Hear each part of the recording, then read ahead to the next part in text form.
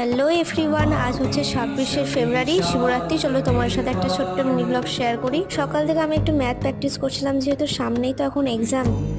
তারপর কিছুক্ষণ math practice করার পর স্নান করে আজকে গোপালের পুজোটা আমি করে নিলাম।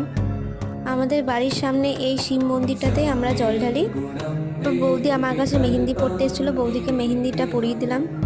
মা এদিকে ফুলগুলো সব রেডি করে রাখছিল, তারপর আমি ফুলের মালাটা তৈরি করে নিলাম। প্রথমে ভাবলাম মালাটা হয়তো বেশি বড় হবে না, তারপর দেখলাম না, বেশ বড়ই হয়েছে মালাটা।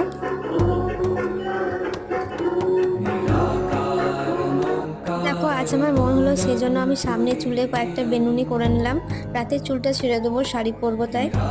জানি না চুলটা খোলার পর কেমন লাগছে, কিন্তু এখন বেশ ভালোই লাগছে। তারপর আমি হাতে একটু মেহেন্দি পরে নিলাম।